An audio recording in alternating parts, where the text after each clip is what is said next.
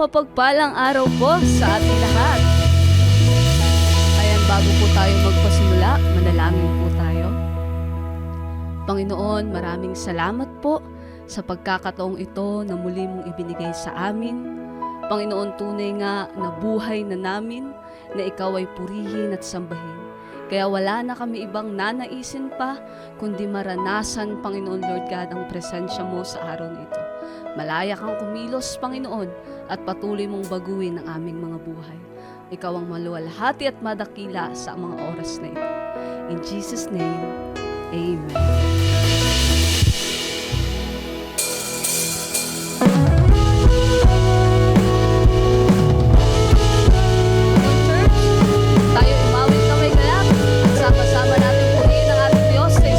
Katotohanan.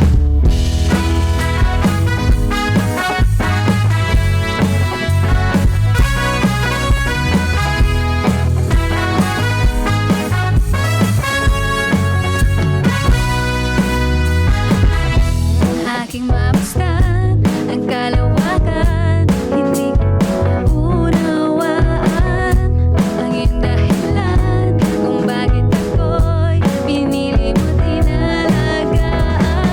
Di ko kayang isipin, hindi ko kayang sukatin ang pag-ibig mo, Jesus, na iyong binigay sa akin.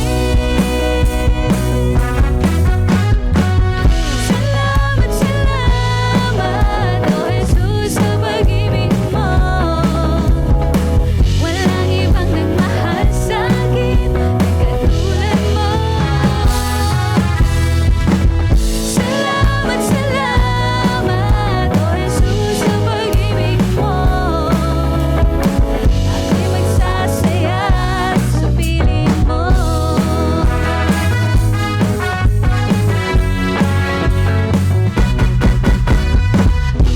May pagsubok man o kagipitan, ako'y may lalapitan. Ikaw, Jesus, ang aking sandigan, hindi mo ko pababayaan. Hindi ko kayang isipin, hindi ko kayang sukatin ang pag-ibig mo, Jesus, na iyong binigay sa akin.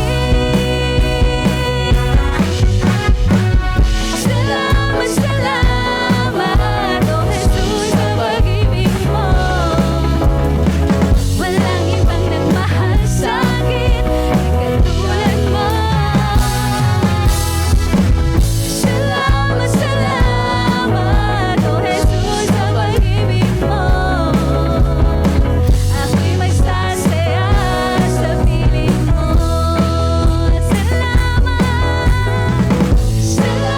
Salamat, oh Jesus, sa pag-ibig mo. Walang ibang nagmahal sa akin na katulad mo. Salamat, oh Jesus, sa pag-ibig mo. Ako'y magsasaya sa piling mo. Buhay ko nang purihin ka, buhay ko nang sa'yo'y sumamba. Wala nang ibang nanaisin pa, kundi pasalamatan ka. Buhay ko nang purihin ka, buhay ko nang sa'yo'y sumamba. Wala nang ibang nanaisin pa, kundi pasalamatan ka. Buhay ko nang purihin ka, buhay ko nang sa'yo'y sumamba. Wala nang ibang nanaisin pa, kundi pasalamatan ka. Buhay ko nang purihin ka, buhay ko nang sa'yo'y sumamba. Wala nang ibang nanaisin pa, kundi pasalamatan ka. Everybody! Salamat, oh Jesus, sa pag-ibig mo. Walang ibang nagmahal sa akin na katulad mo. Salamat,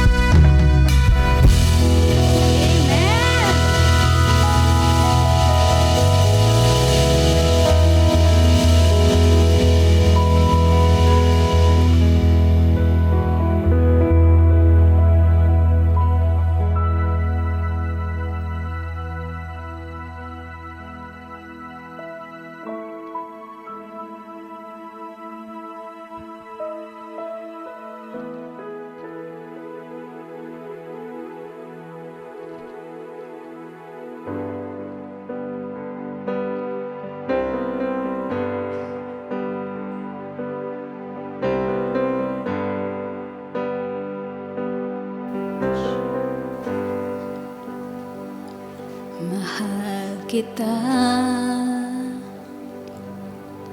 Walang hanggan ang iyong biyaya, buong buhay hawak mo sa iyong kamay. Mula sa aking pagmulat hanggang sa paghimbing, aawitin ko ang kabutihan ng Diyos. Minsan pa, mahal kita. Walang hanggan ang iyong biyaya, buong buhay hawak mo sa iyong kamay.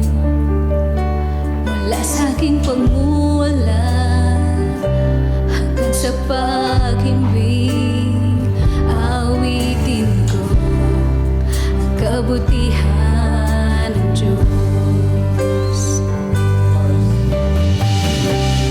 Ika'y tapat sa habang buhay, ika'y mabuti magpakailanman. Hanggat ako ay nabubuhay, awitin ko ang kabutihan ng Diyos. Ang tinig mo huwag siyang gabay sa kasakitan. Nariyan ka sa gitna ng kadiliman, ika'y aking kaibigan, o Diyos aking Ama. At ako'y buhay sa kabutihan ng Diyos. Ika'y tapat sa habang buhay, ika'y mabuti magpakailanman. Hanggat ako'y nabubuhay, awitin ko ang kabutihan ng Diyos. Ika'y tapat sa habang buhay, ika'y mabuti magpakailanman. Hanggat ako'y nabubuhay, awitin ko kabutihan ng Diyos. Kailan may di magbabago ang kabutihan mo, kailan may di magbabago ang kabutihan mo. Buong buhay ay iaalay ko lahat para sa'yo. Kailan may di magbabago ang kabutihan mo. Minsan pa, kailan may di magbabago ang kabutihan mo, kailan may di magbabago ang kabutihan mo.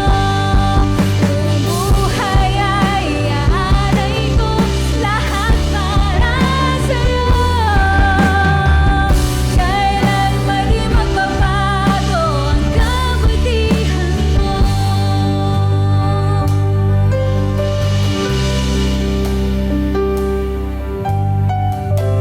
Ika'y tapat sa habang buhay, ika'y mabuti magpakailanman. Hanggat ako'y nabubuhay, awitin ko ang kabutihan ng Diyos. Minsan pa sabihin natin, ika'y tapat sa habang buhay, ika'y mabuti magpakailanman.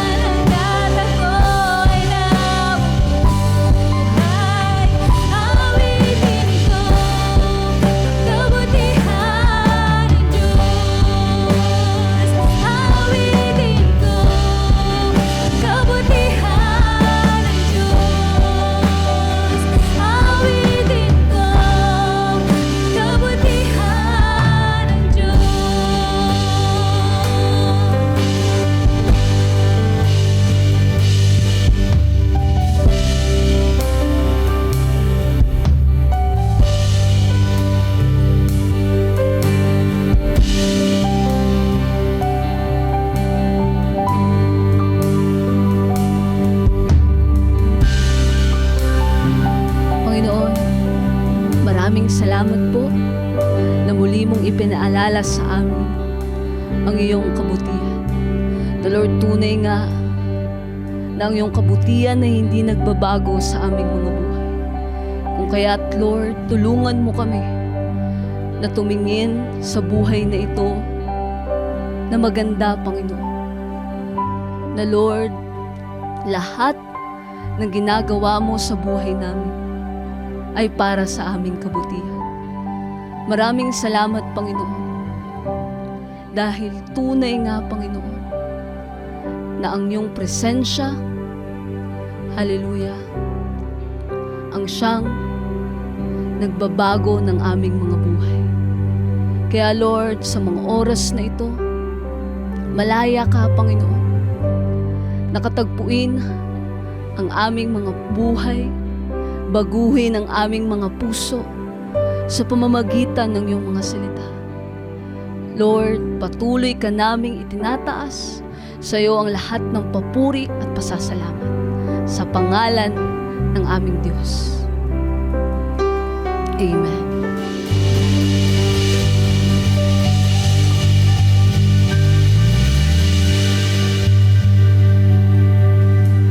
Manatili po tayong nakatayo at i-welcome po natin ang magdadala ng salita ng Diyos, ang ating man of God na si Pastor Prince Jules Jerez.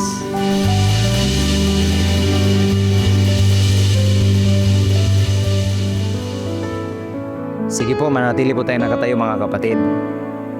At tayo po ay pumasok sa banal na presensya ng Panginoon. Hallelujah. Itaas po natin ating dalawang kamay, tayo po ay dumulog sa Panginoon. Ipikit po natin ating mga mata. Panginoon, salamat o Diyos sa biyaya at habag niyo sa aming buhay. Salamat Panginoon na Lord, tinuruan mo kami kung paano mamuhay according sa inyong salita. I-bless mo lahat ng aking mga kapatid. Pagpalain niyo po lahat ng nakikinig. Lord, at may isabuhay po namin sa tulong ng Banal na Espiritu. Dahil Lord, kung wala ang Holy Spirit sa buhay namin, Holy Spirit, kung wala kayo sa buhay namin, hindi namin kayang i-apply ang iyong salita. Hayaan mo, Pinoon, na yung word naming napakinggan ay may apply namin sa grasya, sa tulong mo, Pinoon. Have your way, Pinoon God, today. Hallelujah. Salamat sa araw na to. Malulhati ka sa aming buhay, Pinoon God. Pagpalain mo lahat ng relationship na ini-establish mo sa simbahang ito, Pinoon, for your glory, in the mighty name of Jesus. Amen. Amen. Pwede na po tayong umupo, mga kapatid.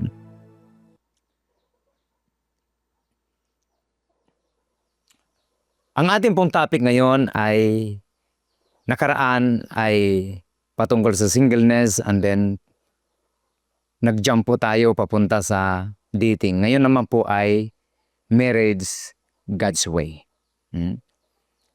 Yung week 1, singleness with purpose, and week 2 is God-honoring dating. Ngayon naman po ay ito ay patungkol sa pag-aasawa.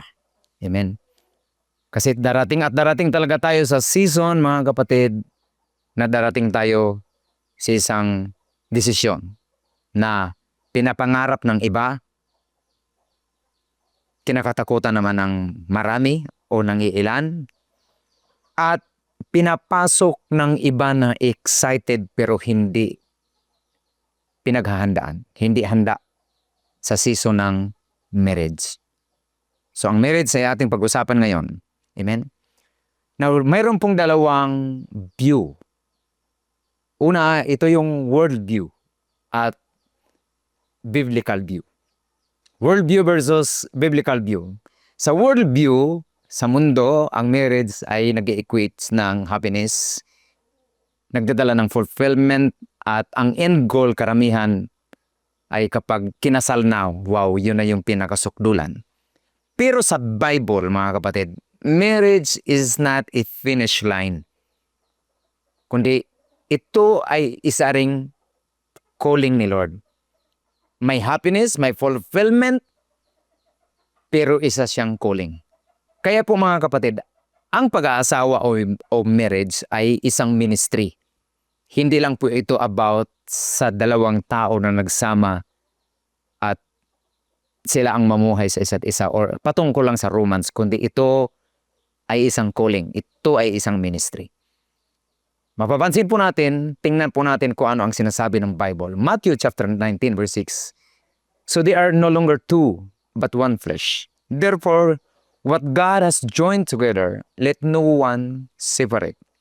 So hindi na sila dalawa kundi isang laman. At ang ideya ng marriage mga kapatid ay ideya ito ng Diyos, hindi ito ideya ng tao. Hindi ito disenyo ng tao, ito ay design ng Diyos. Amen. Ang nag-invento nito ay hindi government, hindi tao, kundi ang nag-invento ng marriage ay ang ating Diyos. So number one, kailangan maintindihan po natin that marriage is God's idea, not man's invention. Puntahan po natin ang Genesis chapter 2, verse 18 to 24. The Lord God said, "It is not good for the man to be alone. I will make a helper suitable for him." Then the Lord God made a woman from the rib he had taken out of the man, and he brought her to the man. The man said, "This is now my bone of my bones and my flesh of my flesh. She shall be called woman, for she was taken out of man." Verse 24, that is why a man leaves his father and mother and is united to his wife, and they become one flesh. So doon po nangyayari, doon po nanggaling yung kinot sa Matthew. So si Lord po, ang pinuno po ng kasalan, siya ang nagpasimula. Siya po ang pasimuno ng marriage, hindi po tao. At alam niyo po ba mga kapatid, bago po nagkaroon ng kasalanan sa mundo, bago po nag-commit ng sin, bago po nabuo ang kultura, bago po nagkaroon ng tradisyon, may una na pong na-establish na design si Lord sa tao. Ano yon? Ang marriage. Siya po ang una na nag-design. Ibig sabihin po, ang pag-aasawa mga kapatid ay plano ng Diyos, hindi po siya sumpa. May iba kasi mga tao na, alam mo kapag nag-asawa ka, mahirap. Walang ginawa si Lord na mahirap. Ang nagpapahirap lang yung tao kasi iniiba niya ang design ng Panginoon. Now, kung ang Diyos ang nag-design ng marriage mga kapatid, siya rin po ang mayroong karapatan kung paano ito paganahin o paano ito patakbuhin. Amen? Kung si Lord ang may design ng marriage, hindi pwede na ang tao o mundo ang magturo sa atin na mga anak ng Diyos kung paano patakbuhin ang marriage. So, ang tanong ay ganito, paano ba patakbuhin? Una, kailangan may malinaw tayo na pundasyon. Ano yung pundasyon? Tingnan po natin. Number one is, ang pundasyon ay marriage is a covenant, not a contract.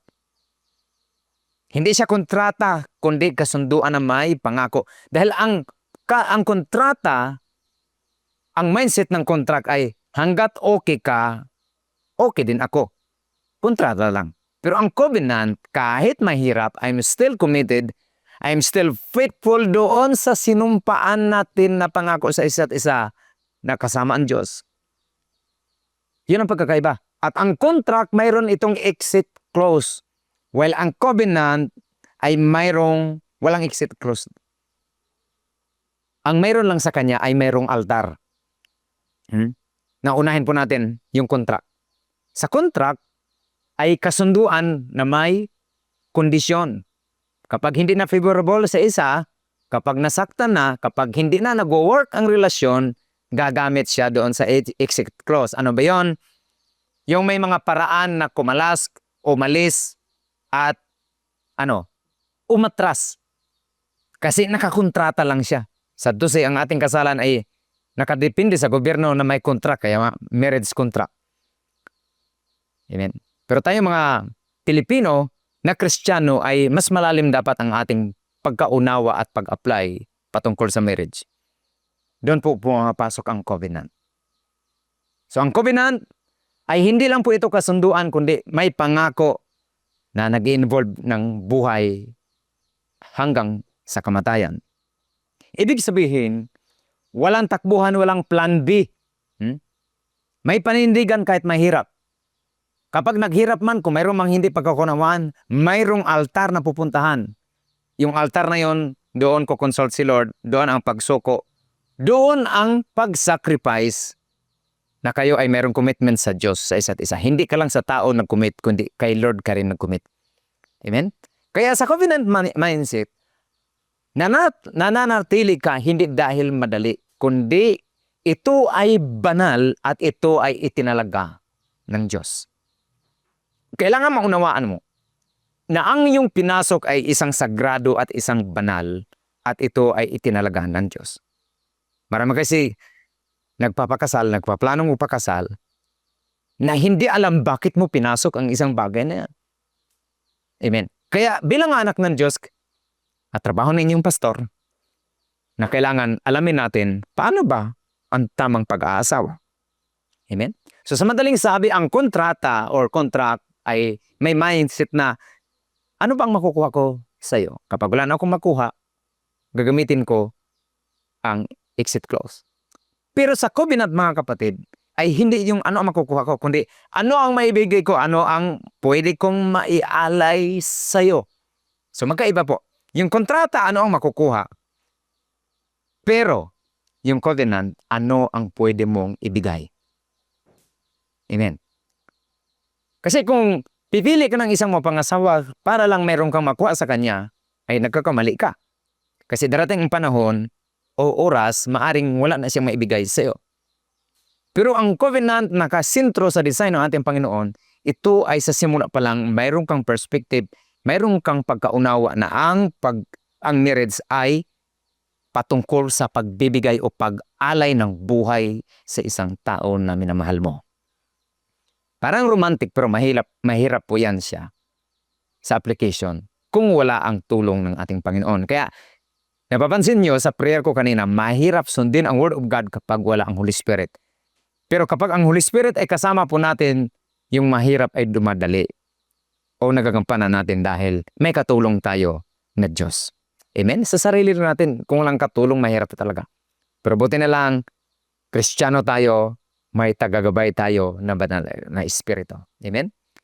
Marami po kasi mga relasyon ngayon na ang kailang treatment sa pag-aasawa sa marriage ay isang kontrata lang.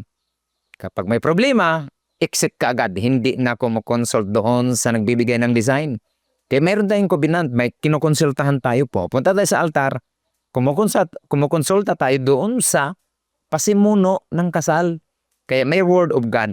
Amen? Kaya ang covenant, may altar, may Diyos, at may isang tao na handang mag-alay ng buhay. Ay, ano ibig sabihin? Willing mag-sacrifice.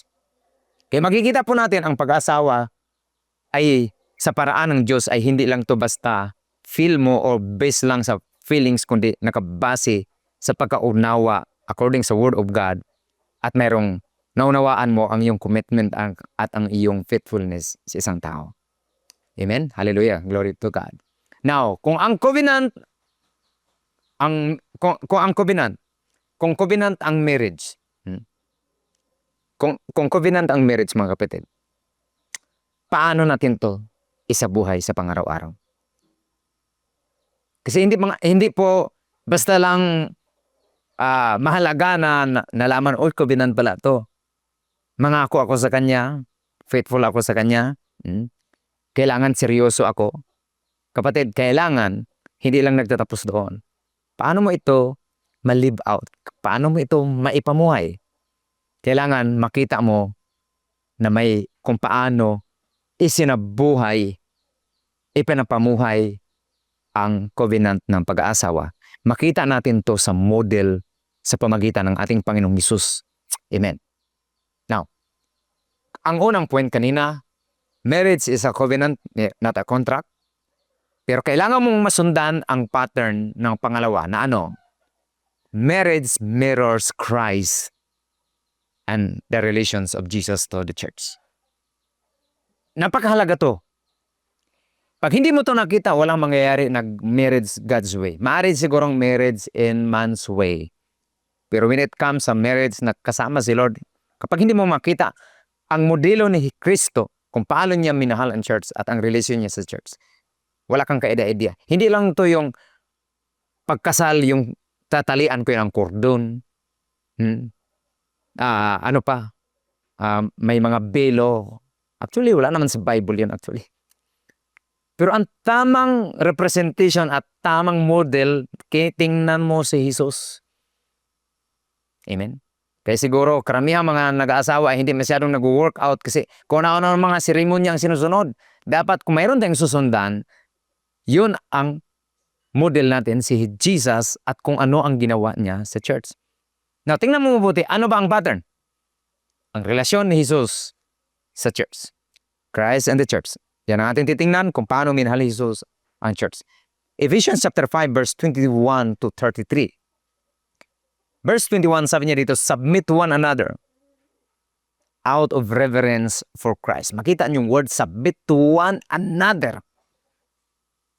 So, ang babae at lalaki nagsasubmit sa isa't isa dahil mayroon silang paggalang kay Kristo. Kung gusto mo ng marriage, in God's way, hindi sapat na seryoso ka o may pangako, kailangan may modelo tayo at ang Biblia ay nagtuturo na ang ating modelo ay si Kristo at ang relasyon niya sa Panginoon.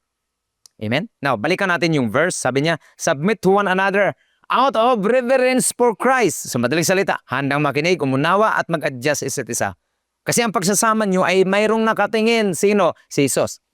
At ang respect nyo kay Jesus ay same na respeto na may bibigay mo sa isa't isa. Ang isang lalaki o babae na walang respect kay Lord, malamang, sooner or later, hindi niya maibigay ang respect at ang submission sa kakanyang kapwa asawa. Sa asawa na babae o lalaki. Amen? Para mangyari ang verse 21, mahalaga po, para mangyari po ang submission to one another out of reverence for Christ. Kapatid, kailangan unawain mo to. Na kailangan ikaw na babae, ikaw na lalaki ay dapat una, tinanggap mo dapat si Lord. Mayroon kang relationship kay Jesus Christ. Amen? Kasi paano ka makapag-submit kay Kristo kung wala kang relasyon kay Kristo? Kailangan mayroon kang pagkilala na pananampalataya sa Kanya. Kaya mahalaga mga babae at lalaki, dapat ang bawat lalaki o babae na pinapasok ang kasal at ma-honor si Lord sa kasal, sentro si Lord sa kasal, unang-una dapat mayroong paggalang, mayroong pagtanggap sa kanilang puso at pagtanggap sa Lordship ni Jesus Christ sa kanilang buhay. Amen. Amen. Kasi ang verse 21, kumbaga yan ang pinaka-premise na dapat, ang babae at lalaki mayroong paggalang kay Kristo. Walang verse 22 to 23 kapag sa verse 21 pa lang sabit-sabit na tayo. Yung isa mananampalataya, yung isa hindi. Paano nila galangin ang isa't isa? Katulad ng paggalang kay Kristo, kung si Kristo wala nga doon sa kanyang buhay. Kaya kailangan magsimula si Kristo sa bawat isa. Magsimula, mayroon siyang relationship, may pananampalataya, yung babae at lalaki kay Christ. Amen. Nanunawaan po ba natin? Now, kapag na-establish yan, pupunta tayo sa verse 22. Verse 22, ito ang sabi. Wives, nakita natin, medyo specific na. Kanina, dalawa kayo, pasakop kay Kristo, pero ito medyo specific. Sabi niya, wives, submit yourselves to your own husbands as you do to the Lord. Kaya mga single na lalaki, hanapin ninyo yung babae na may malalim na relasyon kay Lord. Kasi sabi niya dito, submit yourselves to your husband as you do to the Lord. Alam nyo, mahirap mag-submit ang babae na walang malalim na relasyon kay Jesus. Tama? As you do to the Lord. Mahirap kaya mag-submit niyan sa lalaki, sa asawa, kung walang submission una kay Jesus. Kaya mahalaga po talaga si Jesus. Amen. Verse 23, for the husband is the head of the wife. So, ibig sabihin dito, ang husband talaga ay head. Ibig sabihin, hindi pantay. Ha? Nakakita na ba kayo ng ulo at yung balikat magkapantay? Pangit naman, tama? Maring pantay kayo bilang tao, pero sa delegated function ay magkaiba kayo. Amen ba? Basahin po natin ulit, verse 23. For the husband is the head of the wife, as Christ is the head of the church, his body, of which He is the Savior. Verse 24. Now as the church submits to Christ, so also wives should submit to their husband. In everything. Nakita niyo yung word ng in everything? Nako. Sa mga babae siguro dyan, baka inuubod dyan sa word na in everything. Ha? So makita mo madaling mag-submit ang babae sa lalaki dahil mayroon siyang relasyon kay Lord. At nagsasubmit siya una kay Lord and then doon sa kanyang asawa. Amen. Mahalaga yung tamang pattern, tamang order. Yung iba kasi nagsasubmit sa asawa pero hindi nagsasubmit kay Lord. Yung iba naman nagsasubmit kay Lord pero hindi sa asawa. Kailangan kapatid, mag-flow yun sa ating relasyon kay Lord patungo sa relasyon mo sa asawa mo. Amen ba? Kaya madaling mag-submit ang babae na may malalim na relasyon kay Kristo. Naunawaan po ba natin mga babae? O kinakausap ko yung mga babae para hindi umiimik. Naunawaan niyo ba mga babae? Amen? Huwag kayong mag-alala mga girls. Kasi babawi kayo sa verse 25. Tingnan niyo sa verse 25. Verse 25, husbands, yan na. Love your wives just as Christ loved the church and give Himself up for her. So mas mahirap yun. Mas mahirap yung gawain ng lalaki. Biruin nyo, hindi lang basta magmahal siya, kundi ialay niya ang kanyang buhay sa'yo. Aba, matindi, parang lupang hinirang, ang mamatay ng dahil sa'yo. Kaya kayong mga babae, kung nahirapan kayong mag-submit sa inyong asawa na lalaki, mas mahirap yung ginagawa ng lalaki.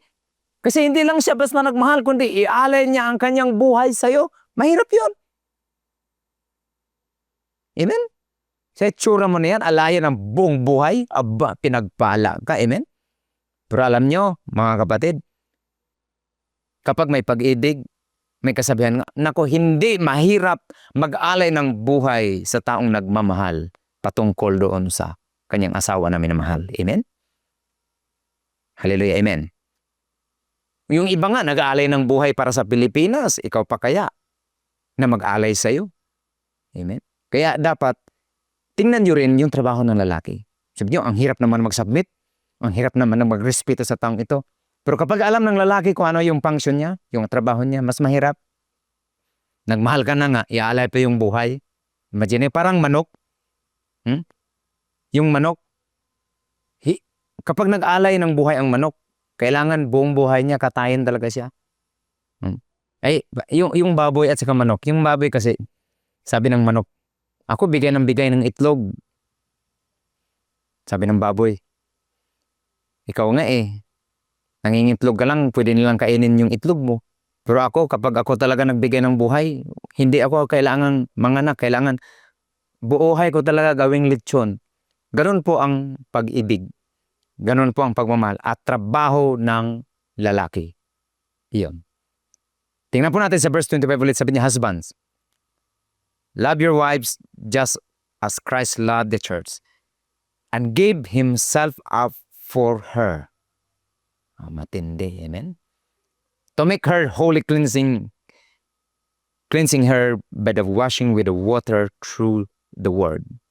Napansin niyo po yung sa verse 26. Malalim po ito. Tingnan niyo.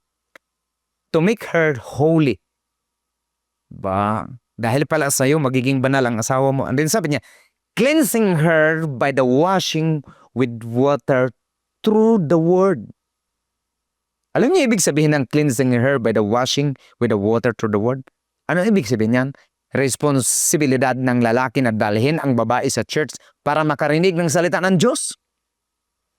Amen? Ibig sabihin, dalawang implication nito. Una, dapat ang lalaki may malalim na pananampalataya kay Kristo. Bakit?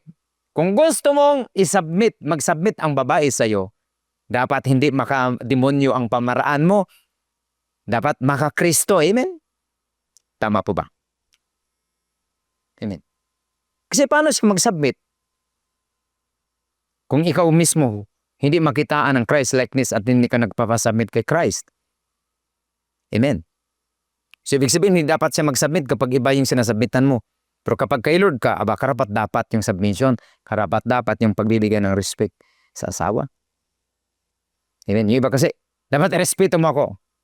Ang tanong, nirespeto mo ba si Jesus? Unang-una. Amen? Now, sa mga single naman, kapag single ka pa, sa verse 26, kung mapapansin nyo, sabi niya, cleansing her by the washing with water through the word. No? Ano ibig sabihin? Kapag single ka, kapag ang babae, yung jowa mo ayaw mag-church, alam mo kapatid, mag-isip ka baka mas maganda wag mong pakasalan. Bakit? Tingnan mo yung verse 26.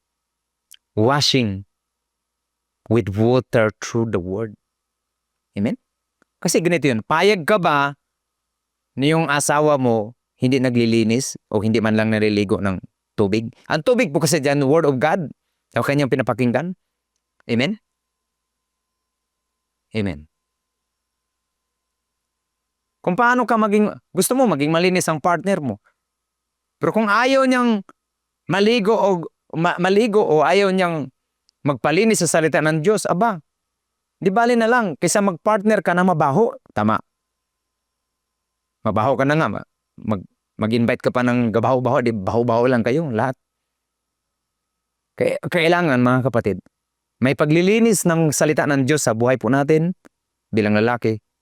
At ang inyong partner na asawa na babae kailangan marunong din makinig ng salita ng Diyos kasi alam mo, sa buhay po natin talagang maraming toxic na mga ugali ang tao, maraming mga sa pangaraw-araw, maring stress o maraming mga natatanggap na kung anong mga negative na mga proclamation at declaration ibang tao, negative na pag-iisip. Pero kapag every Sunday nakikinig ka ng salita ng Diyos, napapansin nyo, after ng church, during ng church, ng service ay nababago ang isipan mo, naging fresh ka ulit. Amen? Kaya nga mahalaga po na ang babae nagpapaturo sa salita ng Diyos. Mas maganda dalawa kayo. Amen? Purihin po ang Panginoon. Kasi mahalaga po na ikaw kapag single ka, kailangan ngayon pa lang malinis ka. Huwag mong pilitin na yung partner mo ngayon o girlfriend mo ay ayaw mag-church. Nako kapatid, sabi ng Bible, huwag kang makisalamuha dyan. Unang-una, maaring sa umpisa, akala mo kaya ko naman siyang baguhin. Pero kung ayaw niya makinig ng salita ng Diyos na magpapatibay ng pamilya, magpapatibay ng inyong pagsasama at mabilis ang inyong pagsasama, through the word of God na i-release, every Sunday, every day ng buhay nyo, di bali na lang. Amen? In fact, si Jesus, kay Apostle Paul, sabi niya, sa 2 Corinthians chapter 6 verse 14, ay ang sabi niya, do not be joined together with those who do not belong to Christ. Wag daw pakipamatok o sumama sa isang taong hindi mananampalataya. Amen. Now, balikan po natin yung verse 28. In the same way, husband ought to love their wives as their own bodies. He who loves his wife loves himself. Kaya mga girls, piliin ninyo yung mga tao, mga lalaki na kung saan, nung una, buo kay Kristo at mayroong pagpahalaga sa sarili, mahal niya ang kanyang sarili dahil malamang sa malamang, hindi kanyan mamahalin kung hindi niya na mahal ang kanyang sarili sa una pa. Amen? Hallelujah, amen. Now, generally, mahal lang tao ang kanyang sarili, pero may mga tao talaga na hindi nila mahal ang kanyang sarili.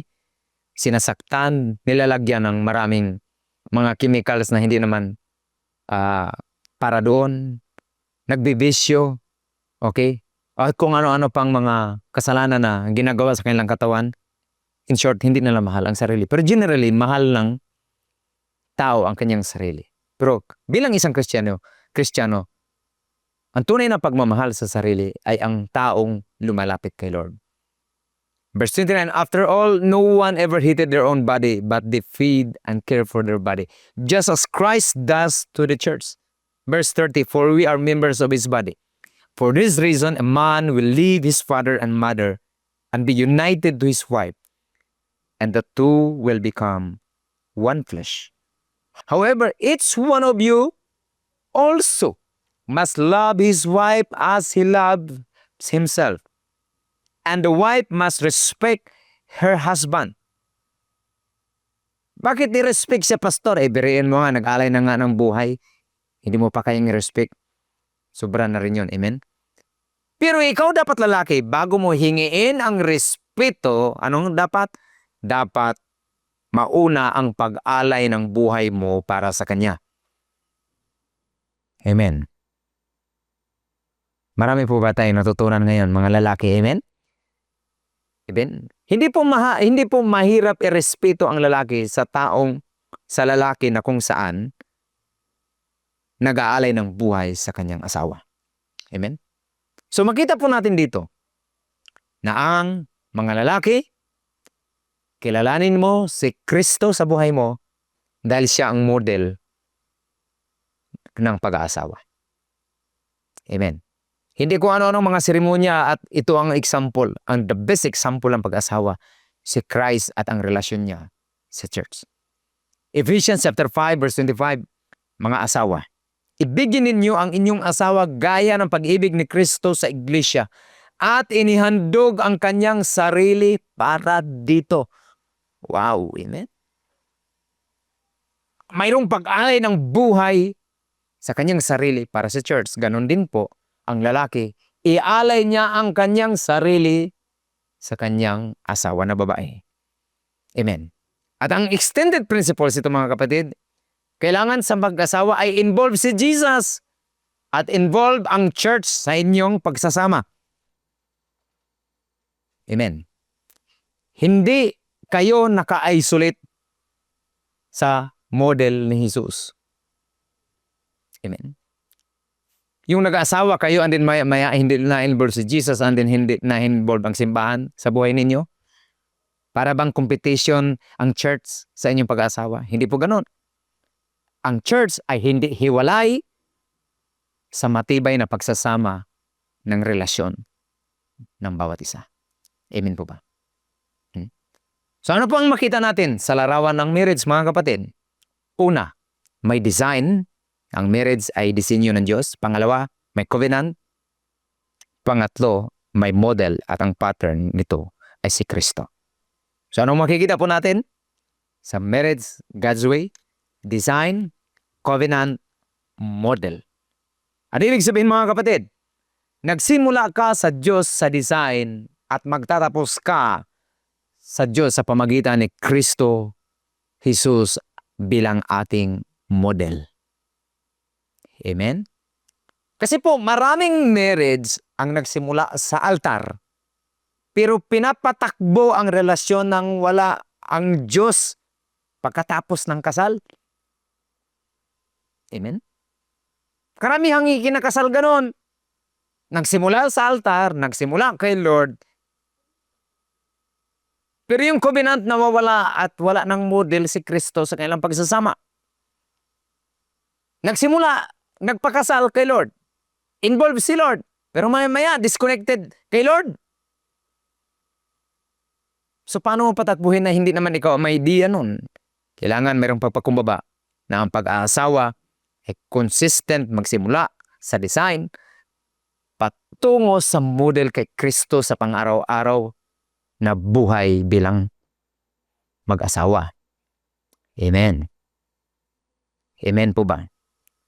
Kasi po marami pong mga tao, mga kapatid, na in-invite si Lord doon sa wedding day, pero wala na si Jesus doon sa mga daily decisions ng kanilang buhay. Present si Lord doon sa simula, pero absent na doon sa proseso kung paano i-handle ang pang-araw-araw na buhay. Amen? Nanalangin ng wedding, nagbabaw sa altar, nag-imbita, naglagay ng Word of God ng mga verses sa invitation. Pero pagdating sa pang-araw-araw, pagdating sa conflict, pagdating sa finances, pagdating sa pagpapatakbo ng buhay bilang mag-asawa pagdating sa pagpalaki ng mga anak. Alam po ang nangyayari? Sariling wisdom na lang ang pinapagana, wala na saang wisdom na nagmumula kay Lord. Yung iba hindi na nagpapatuloy kay Lord. Amen. Kaya kailangan maintindihan mo na ang pag-aasawa, magsimula sa design, magsimula ka kay Lord at magtatapos kay Lord. Amen. Purihin po ang Panginoon. Palakpakan natin si Lord. Hallelujah. Amen. Glory to God. Oh God. Hallelujah. Amen. Kaya yung iba, kinasal si church. Kinasal. Pagkatapos ano? Ha? Hindi na involved ang church. Hindi na involved si Lord. Sila-sila na lang. Amen? Pero alalahanin mo, sabi ng Bible sa Proverbs chapter 3 verse 5 to 6, ito ang sabi ni Haring Solomon. Sabi niya sa verse 5, "Trust in the Lord with all your heart and lean not on your own understanding." And verse 6, "In all your ways submit to Him and He will make your path straight." Hindi sinabi ng Diyos, isama mo ako sa simula lang. Isama mo ako sa lahat ng paraan. Amen. Sabihin mo nga, in all your ways. Hindi some of your ways, but in all of your ways. Amen. Hindi lang po doon sa proseso ng kasal, kundi sa buong proseso ng marriage. Amen. In all your ways. Purihin po ang Panginoon. Kaya po sa lahat ng ating napag-usapan ngayon, mga kapatid, malinaw ang isang katotohanan na ang pagtatag ng matibay na pamilya, masagana na pamilya, hindi nasusukat sa tibay ng marriage doon sa simula. Kasi naniwala ako maraming ikinakasal, although mayroong iba na hindi talaga involved si Lord sa simula pa, pero karamihan ng ikinakasal involved si Lord. Pero nakalimutan nila kung paano magpatuloy sa presensya ng Diyos sa pang-araw-araw na buhay. Amen. Amen. Basahin natin ulit ang verse 6. Proverbs chapter 3 verse 6, sabi niya, "In all your ways, submit to Him." Sabihin mo sa iyong partner, in all your ways, submit to Him. Amen ba? Amen? Amen? Now, kung napansin mo kapatid sa sarili mo, na parang sarili mo lang nasusunod, kayo-kayo na lang ang nagde-decide, hindi na involved si Lord, hindi na in all of your ways nyo na lang. May kunting design ni Lord, pero hindi fully model si Jesus. Kapatid, bumalik tayo kung paano nakapattern ang tamang pagpatakbo ng marriage. Amen. Hallelujah. Kung sa tingin mo, sarili nyo lang nasusunod, or ang inyong relasyon ay nasa survival mode na lang, ano ang gagawin? Bumalik ka sa tamang design. Alalahanin mo ang pag-aasawa ay isang covenant at alalahanin mo kung paano nagmahal si Kristo doon sa iglesia na may pag-alay. Amen po ba? Hallelujah. Amen. Hallelujah. Glory to God. Kaya mga kapatid, kailangan mayroong pagnilay-nilay at pagsuko sa ating buhay. Kasi naniwala ako mayroong ikinakasal, mayroong ng matagal na kinasal, at mayroong nagbabalak magpakasal. At sa mga youth na excited na pasukin ang isang banal at itinalaga ng Diyos, kailangan nyo maunawaan kung ano ang papasukin nyo. At anong klaseng relasyon ang inyong patatakbuhin. Relasyon according sa world na view or according sa biblical view. The choice is yours. Ano bang gusto mo? Involve si Lord o hindi? Amen? Pero kung gusto mong matibay, masagana at nakapattern sa salita ng Diyos, gusto mo na isang marriage na kung saan sentro si Lord, dapat mayroong Christ-likeness na ipapakita kapag ikaw ay single pa. At kapag ikaw naman ay may asawa na, may partner ka, same, si Christ pa rin dapat. Christ-likeness pa rin dapat ang makita doon sa pag-aasawa. Amen? Glory to God. Kasi po, ang sukatan ng tagumpay ng marriage, mga kapatid, ay hindi po doon nakabase kung gaano kayo katagal na nagsama, kung gaano kahaba na taon ang inyong iginugugol sa inyong pagsasama, kundi kung paano ninyo, hallelujah, na i-reflect o ipinapakita ang pag-ibig ni Kristo sa mundo sa inyong pagsasama. Amen? Ibig sabihin, may Christ-likeness sa inyong pagsasama. Yan po ang God's marriage in God's way. Glory to God. Amen? Hallelujah. Kaya naniwala ako, kapatid, ang instruction ng Diyos sa buhay mo, sa mag-asawa, at even single ka pa, walang ibang example. Hindi kung ano yung mga kordon o mga pelo o kung ano-anong mga pamahiin. Tingnan ang model ni Kristo. Ano ang ginawa niya sa church. Amen? At naniwala ako, inihanda ang mag-asawa sa simbahang ito, ang mga tao, ang bawat isa na mga youth, mga singles, na sa simbahang ito, hindi lang pinagpala sa health, hindi lang pinagpala sa finances, kundi pinagpala sa love life. Pinagpala sa isang sakdal, banal na itinalaga ng Diyos. Ito ang marriage. Amen? And I declare sa buhay mo, kapatid, na matibay na pamilya, masagana na pamilya, dahil ang sinusundan mo ay design ng Diyos. Hindi, ulitin ko, ang pag-asawa ay hindi inventor ng ninuman. Hindi ito bunga ng mga matatalinong mga congressman para buuhin ang pagsasama o mambabatas. Ito ay disenyo ng Diyos sa umpisa pa. Kaya narapat lamang sundan natin kung ano ang design niya sa buhay po natin. Upang sa ganon, maranasan po natin ang masaya at ganap na buhay sa ating Panginoon. Hallelujah, amen? Glory to God. Hindi lang concern si Lord, amen, sa health mo, hindi lang siya concern sa finances mo, hindi lang siya concern doon sa pangarap mo, concern si Lord sa pag-aasawa mo. Amen. At ang unang ina-attack ng demonyo kung paano sirain ang mag-asawa. Pero kapatid, the moment maintindihan mo ang design, the moment maunawaan mo ang covenant at maisabuhay ang model ni Kristo na kanyang pinakita sa church,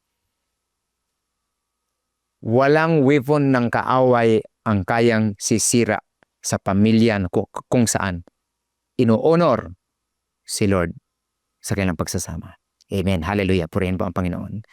Naniwala ko, tayo po ay inihanda ni Lord. Pinapatibay. Makita natin si Kristo na model sa buhay po natin. Amen. I declare sa buhay mo. Mga kapatid, itaas po natin ang ating mga kamay and I declare sa buhay mo. In the mighty name of Jesus, Lord, sa pangalan ng Jesus, walang ibang model kundi kayo. Salamat, Lord, sa word mo sa araw na to. Dahil ang aking mga kapatid ay naunawaan nila, Pinoon, ang simula at dulo ng pagmamahalan ng mag-asawa. At naniwala po ako sa lahat ng mga single, sa lahat pa na hindi pa wala pang asawa at mag-asawa, Pinoon, inihanda mo sila sa revelation na to, Pinoon. Gusto mo, Lord, maging blessed sila, gusto mong masaya sila, at gusto mo, Lord, na hindi masira ang kanilang sinimulan. Hallelujah, dahil ikaw ang matibay na pundasyon. Hallelujah sa lahat nito. Kaya salamat, Lord, sa word mo na hindi kami mag-rely sa aming sariling understanding lang, kundi sa lahat ng paraan, sa lahat ng ways namin, Lord, involved ka sa buhay namin. Thank you, Lord, sa word sa araw nito. I declare, hallelujah, matibay na buhay, matibay na tahanan, matibay na pamilya sa bawat isa. In the mighty name of Jesus, Lord God. Hallelujah. In Jesus' name, Receive kapatid ang anointing na to sa buhay mo. At nais ng Diyos na masaya ka habang ikaw ay naghintay sa kanyang muling pagbabalik. Sa inyo po lahat ng papuri, Panginoon. Salamat po sa instruction niyo sa araw na to. In the mighty name of Jesus. Amen and amen. Hallelujah. Palakpakan po natin si Lord. Hallelujah. Sige, mas malakas na palakpak sa ating Diyos na buhay. Amen. Amen. God bless you po mga kapatid. Magkikita-kita po tayo sa susunod na linggo. I declare sa buhay mo, Shalom. Nothing is missing, nothing is broken, nothing is missing in your life. You are complete in Christ Jesus. Lahat ng area ng buhay mo, blessed. Amen. See you next week. Shalom.